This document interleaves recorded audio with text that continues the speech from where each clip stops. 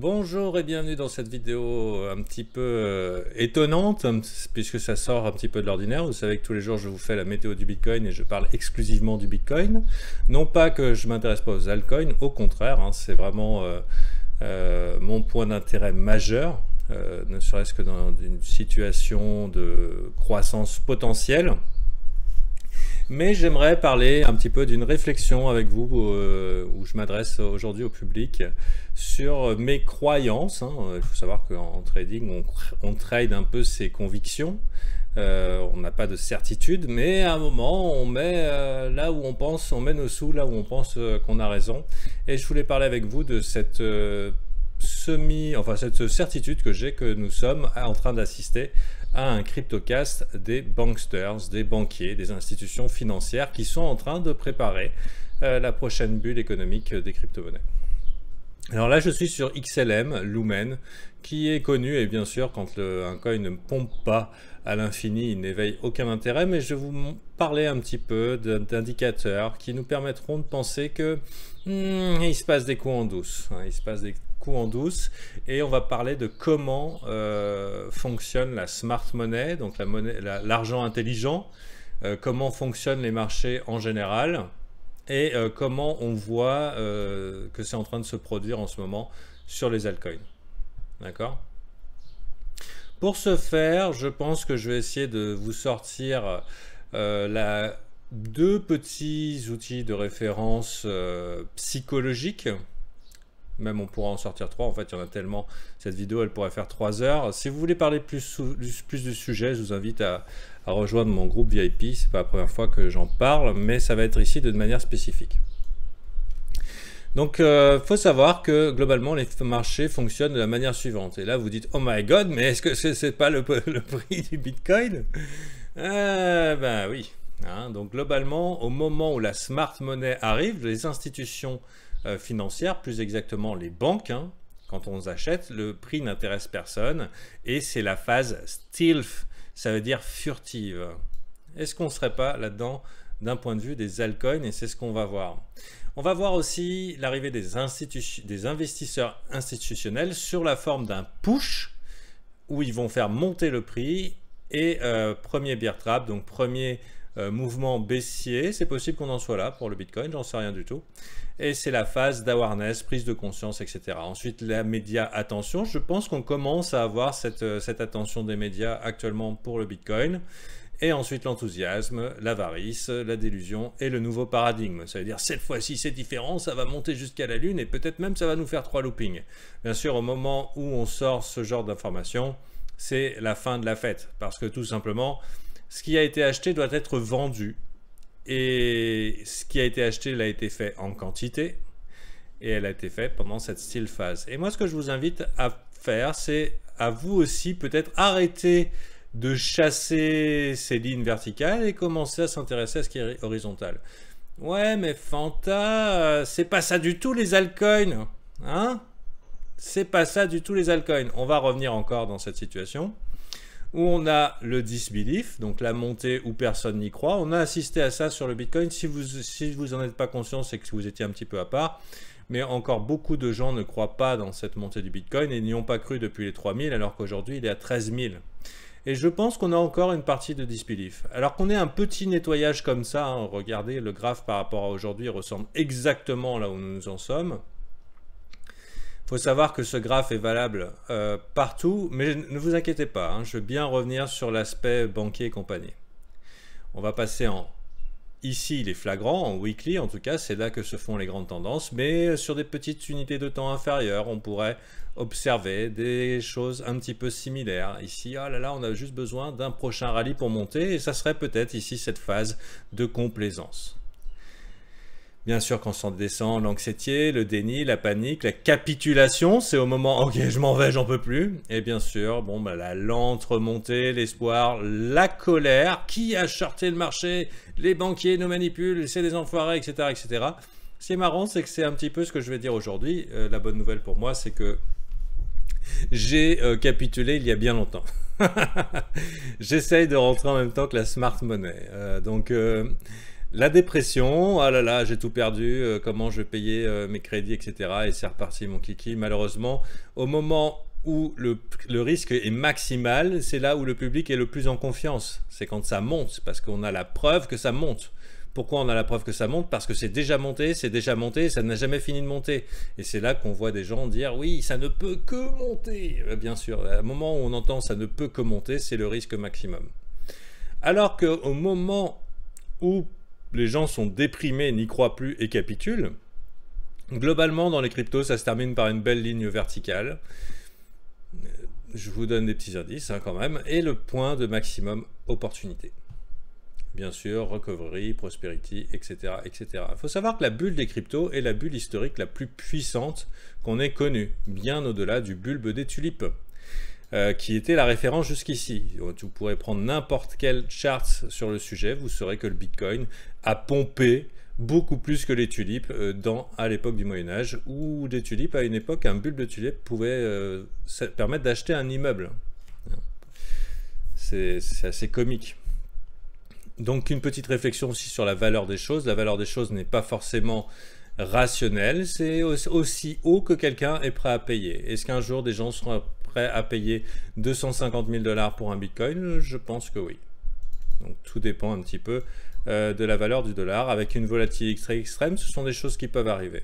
Est-ce que ça veut dire que je vous conseille d'acheter là, ici? Non. Parce qu'aujourd'hui, le thème de cette vidéo n'est pas centré autour du Bitcoin, puisque pour moi, même si je crois dans l'avenir de cette chose-là comme une store of value, un lieu d'investissement, un moyen de transmettre à travers le temps de la valeur, un petit peu comme de l'or, donc de l'or numérique, même si j'y crois, les fluctuations sont quand même relativement risquées et dans le cadre où nous sommes, où nous avons quitté l'entrée institutionnelle, la still phase, le moment où on entre furtivement, avant de faire le push des institutions ici, et bien sûr l'arrivée du public, etc. etc. Donc pour moi, ça, même si je crois au Bitcoin sur la durée, je pense que c'est pas la meilleure opportunité. Nous ne sommes pas dans le cadre de ce moment d'opportunité maximale. Nous sommes plutôt dans un point de financial risque assez élevé puisque notre cours malheureusement ressemble à ça. Donc il va falloir lui laisser peut-être un petit peu le temps de respirer. Bien sûr, vous savez que je suis trader et que je suis capable de m'adapter aux situations, ce qui n'est pas le cas de tout le monde. Cependant, je vais vous montrer aujourd'hui pourquoi cette courbe du Bitcoin sert à faire une still phase, à faire une accumulation cachée des altcoins par nos amis institutions et banques. Quand je dis institution, ça peut être gouvernement, ça peut être institution financière, institution bancaire qui prépare une autre crypto wave à la manière de la bulle des dot-com. Il faut savoir que dans les années 98-2000, tout ce qui avait un .com dans son site internet récupérait énormément d'argent. Hop, en février-mars de l'année 2000, ça s'est cassé la gueule et on s'est retrouvé avec des Amazon qui sont revenus dans les 20 $, alors qu'aujourd'hui, stock. Est-ce qu'on peut aller voir loin là-dedans? On va mettre une barre égale à un mois. Donc dans les années 2000, ça ne vous rappelle rien. Ça ne vous rappelle rien, j'ai envie de dire. Il faut savoir que les cryptos, ça fonctionne un petit peu comme les stocks, donc les actions mais sous stéroïdes. Et il faut savoir qu'actuellement le Bitcoin, son sommet il est là et que nous sommes probablement dans cette zone ici et qu'on va peut-être avoir un long et chiant nettoyage. Bien sûr, ça a mis le temps avant de finalement atteindre environ quoi. Le sommet ici est à combien? 146, 2011, ok. Donc 20 fois sa valeur. Ceux qui ont acheté ce sommet ici étaient probablement désespérés. Dans les 10 années à venir, se sont assis sur leur argent et ont probablement vendu au bottom ici pour ici maintenant être désespérés probablement parce que l'opportunité d'achat du siècle était là. Est-ce que ça peut arriver en crypto? En réalité, ça arrive extrêmement souvent. D'accord?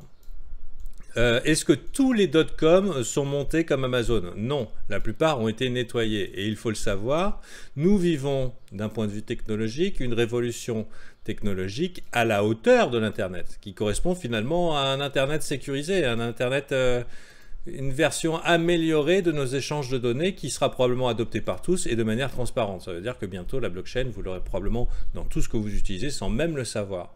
La plupart des projets, probablement 90% des projets, vont rester au plancher et peut-être finir à zéro.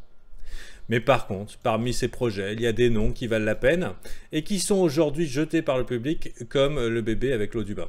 Et il faut le savoir que au moment de désespoir le plus extrême, et je le vois non seulement de la part du public qui commence à vouloir abandonner alors qu'ils ont déjà retracé de 95%, je le vois, mais aussi parce que même ceux qui sont expérimentés et qui croient dans les altcoins et les traders expérimentés sont en train de capituler, et je le vois sur Twitter. Donc on est probablement dans ce moment d'opportunité maximale sur les altcoins et la still phase. Et comment la still phase, cette phase furtive, est permise? Je pense qu'elle est amplifiée par le Bitcoin. Je m'explique. Regardons les graphiques, on va passer en weekly. Ce sont des index des altcoins. Il faut savoir que, voilà, on va regarder un petit peu les index des altcoins et on va voir ici la preuve que le Bitcoin ici sert de pompon qu'on agite d'un côté pour cacher un mouvement bien plus important. Regardons le Big Cap. On va regarder le Big Cap parce qu'en fait, globalement, je considère, et dans l'école où j'ai appris, qu'on a plusieurs références possibles et on a plusieurs altcoins. On a les shitcoins, ce qu'on appelle comme ça, mais c'est gentil. Alors tout ce que vous voyez dans cette vidéo, hein, si un jour vous voulez le réutiliser, merci de faire référence à ma chaîne. Je sais que les gens prennent pour information acquise tout ce que je peux transmettre, mais ayez au moins la reconnaissance de dire un petit peu où vous apprenez les choses, parce que je transmets des choses de grande valeur à mon humble avis. Comme ceci vient de TRI, mon mentor, hein, therationalinvestor.com. Je ne m'en cache pas, c'est un excellent endroit pour apprendre et j'en serais pas là si j'avais pas appris là.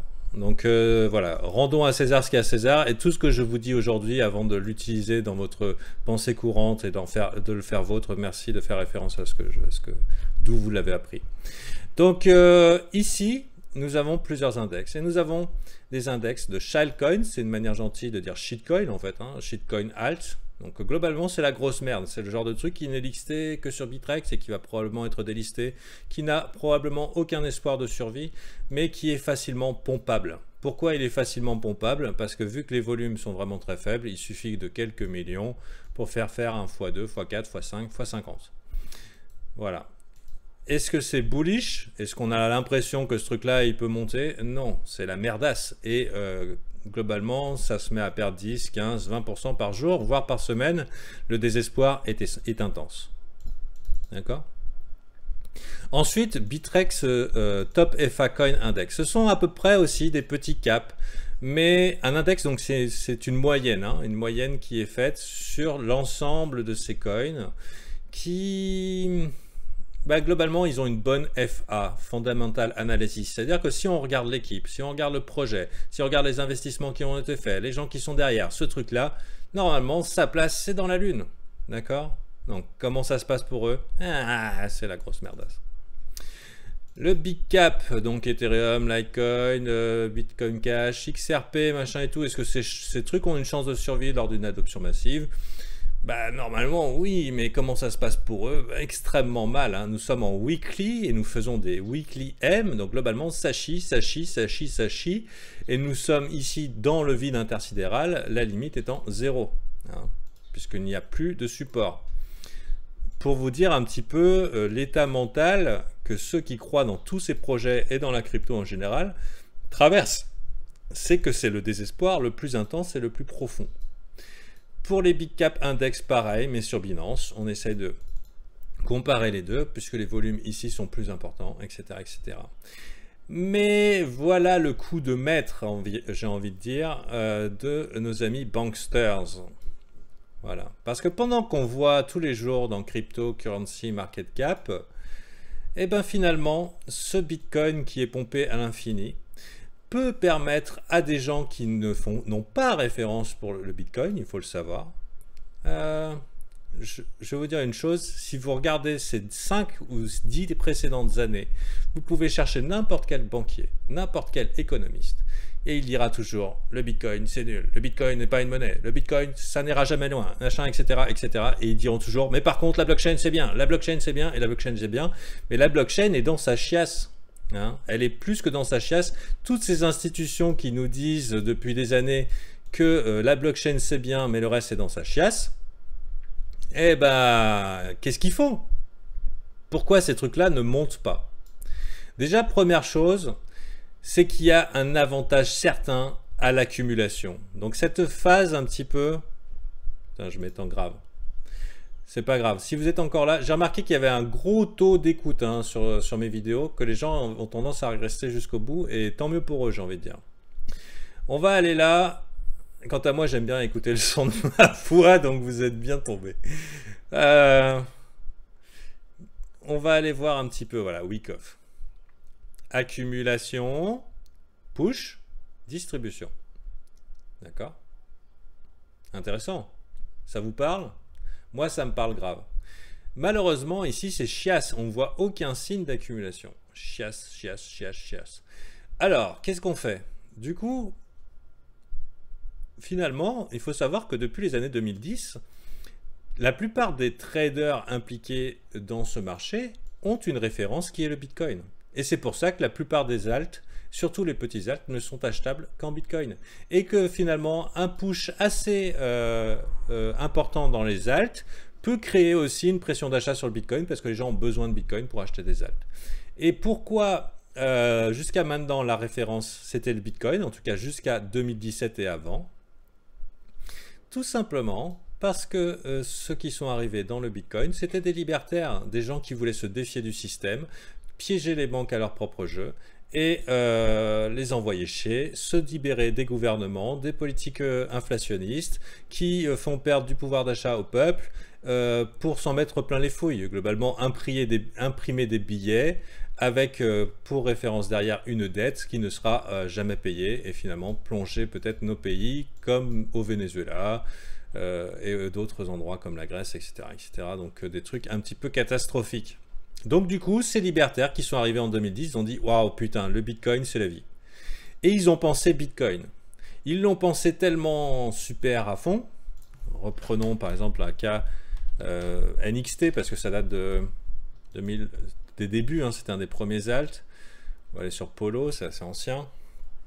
On se retrouve quand même avec des coins qui vivent un petit peu des cycles. Des cycles vis-à-vis du Bitcoin qui sont assez intéressants parce qu'on les a déjà vécus. Et peut-être on est en train de les vivre. Vous voyez ce que je veux dire là? Est-ce que vous voyez ce que je veux dire là? Nous sommes là. Nous sommes dans le vide intersidéral. Le potentiel est là sur les alts. C'était prévisible qu'on monte jusque-là quand on fait ce genre de choses. Donc, et le pire, c'est que c'est arrivé avant. Malheureusement, cette chandelle-là m'empêche de vous le montrer. Mais c'est arrivé après aussi. Non? Ou c'était la dernière? Oh, c'était la dernière. Bon, après, prochaine étape, j'ai envie de dire... bon, le problème de NXT, c'est que ça a été remplacé par ARDR. NXT2. Mais potentiellement, sur un malentendu, cette chose-là pourrait monter par là. Est-ce que ça devient intéressant? Alors là, le problème, ah oui, j'étais en USD. Ah, il faut regarder comme ils pensaient les anciens. Versus BTC, bien sûr. D'ailleurs, c'est très nouveau, ça. Voilà, regardez-moi ces cycles. Pam, pam. Prochaine étape. Réaliste, malheureusement, j'ai envie de vous dire. Et ça, c'est contre le Bitcoin. Le désespoir est intense. Pourquoi le désespoir est intense? Parce que la tendance est baissière. Plus bas sommet, plus bas creux. Et la limite, c'est 0. Cette chose peut-elle arriver à 0? Oui. Alors maintenant, considérons deux choses et parlons un petit peu du casse des banksters. On va passer ça, mais dans les options, au lieu de mettre BTC, on va mettre USD.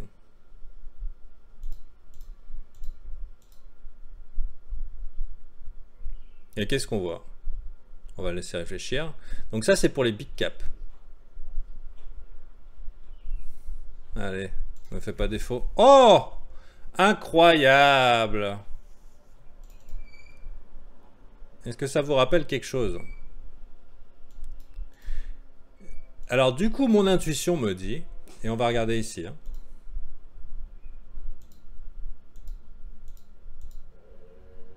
Et le dernier pour les big F. Bon, il y a eu quelqu'un qui s'est fait plaisir avec sa moto. Satoshi Sakamoto. Bon, le mec il dit n'importe quoi. Ok, quand il veut, quand il veut, quand il veut. Oh là là là là là là. Est-ce que vous voyez le casse des banksters? Est-ce que vous le voyez? Alors bien sûr ça peut durer longtemps. Et j'ai envie de dire, le plus long est le Chanel, le plus haut est le run. Le plus haut est le Chanel, le haut est le run.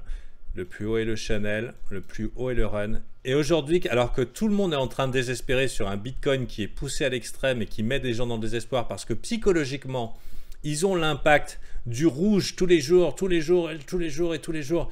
Et c'est violent cet impact psychologique. Il ne faut pas croire, c'est rouge. C'est rouge. Alors pourquoi il y a du vert? Tout simplement parce que moi je mets les USD.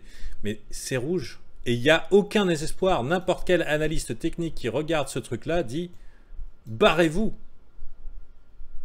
Mais la réalité, c'est que nous ne sommes plus, depuis 2017, dans un environnement qui est dans la main des libertaires de 2010.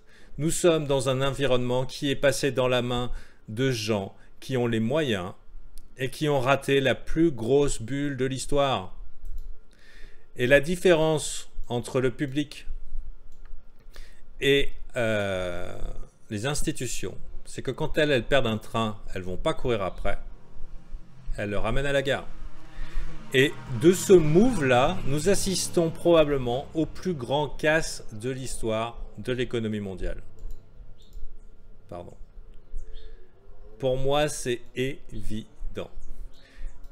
Est-ce que c'est trop tard pour acheter des alts?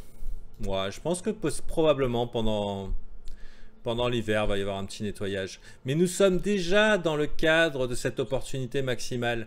Le potentiel est celui qu'on a vu, sauf que la référence n'est pas pour ces gens-là le Bitcoin. Le Bitcoin leur sert à cacher cette phase, à cacher ça.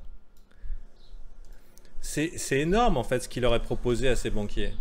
Ils cachent ce qu'ils ont pu faire, que n'importe qui aurait pu voir aujourd'hui à faire sur Amazon. Bon, il y a mieux quand même comme graphe pour Amazon. Merci.